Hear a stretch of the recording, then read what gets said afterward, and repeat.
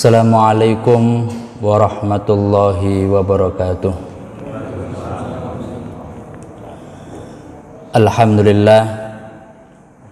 Alhamdulillahilladzi an'amana bi ni'matil imani wal islam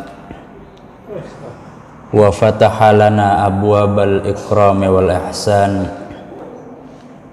Nahmaduhu subhanahu wa ta'ala wa nashkuruh.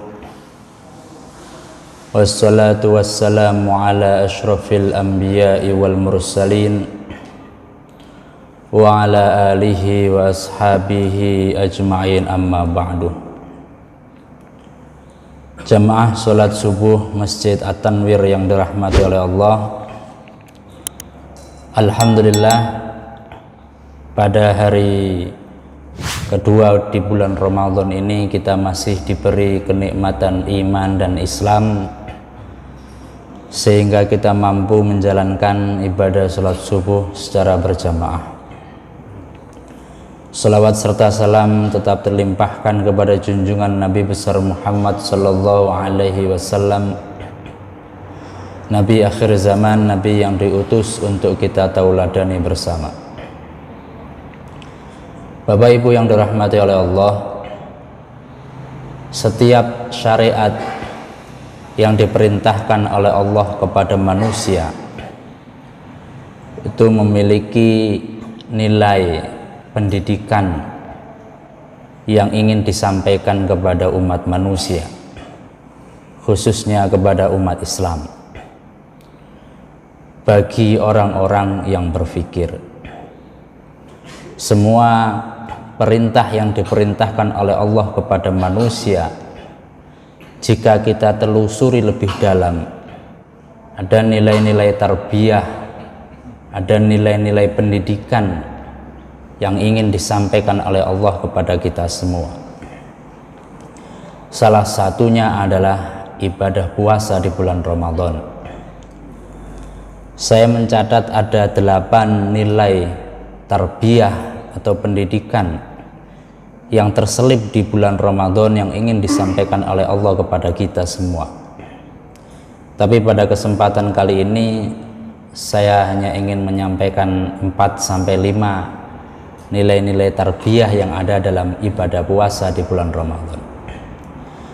Bapak Ibu yang dirahmati oleh Allah, yang pertama adalah melalui sahur.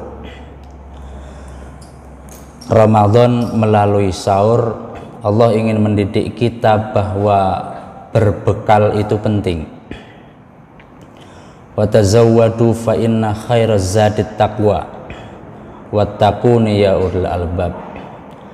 Dan berbekallah, sungguhnya sebaik-baik bekal adalah takwa kepada Allah Subhanahu wa ta'ala.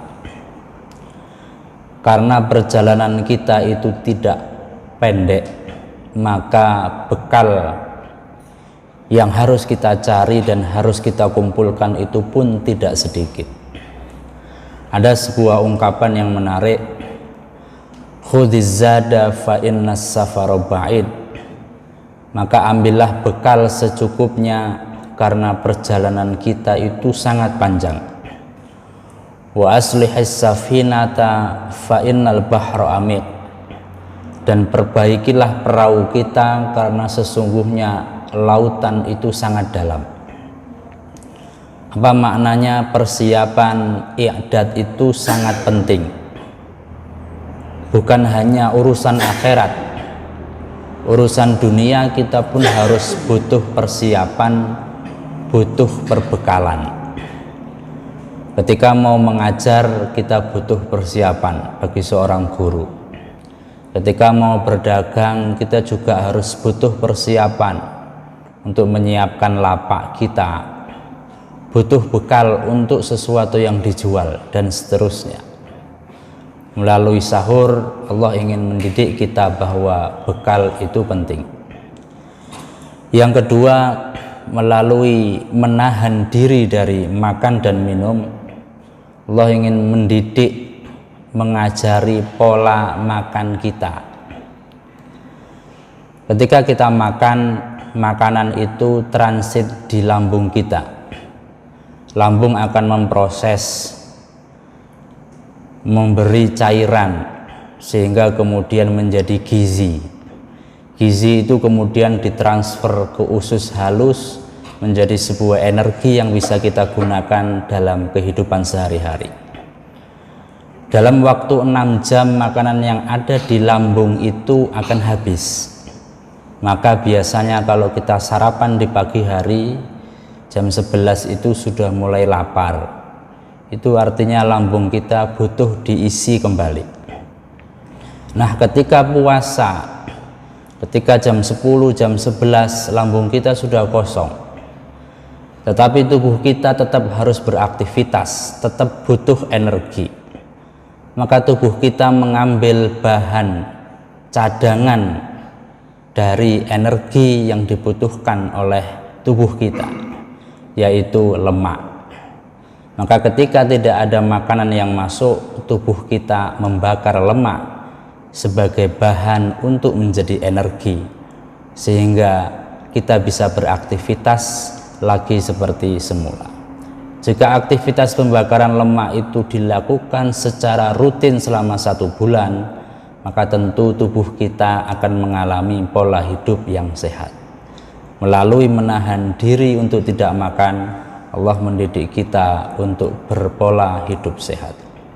Bapak Ibu yang dirahmati oleh Allah, yang ketiga, melalui berbuka puasa, Allah mendidik kita bahwa nikmat itu datang setelah bersusah payah. Wa mal-ladzatu illa ba'da ta'bi. Dan keenakan itu, kenikmatan itu setelah kesusahan. Kita mungkin meminum es teh di hari biasa itu biasa, tapi ketika bulan puasa, es teh itu terasa sungguh sangat nikmat. Sesuatu menjadi nikmat karena kita lama tidak berinteraksi dengannya. Kita makan daging itu terasa nikmat setelah berbulan-bulan tidak pernah makan daging. Tapi jika Idul Kurban datang, setiap hari makan daging selama 1 bulan, itu pun juga terasa tidak enak. Fansob fa inna ladzidal aisi fin nasab. Maka bekerja keraslah, karena sesungguhnya kenikmatan hidup itu setelah bekerja keras. Kita bisa menikmati tidur yang nyenyak itu setelah seharian penuh itu bekerja, semangat bekerja. Tetapi jika kita setelah subuh ini tidur, kemudian bangun-bangun menjelang berbuka, itu juga rasanya sakit semua. Maka sesuatu itu akan terasa enak jika kita lama tidak berkomunikasi, tidak berinteraksi. Jamaah sidang Jumat yang dirahmati Allah, dan yang terakhir, di akhir bulan Ramadan kita diperintahkan oleh Allah untuk menunaikan zakat fitrah. Melalui zakat fitrah, Allah mendidik kita untuk saleh secara sosial. Saleh secara spiritual saja itu tidak cukup, tapi dibutuhkan saleh secara sosial. Hablum minallah wa hablum minan nas.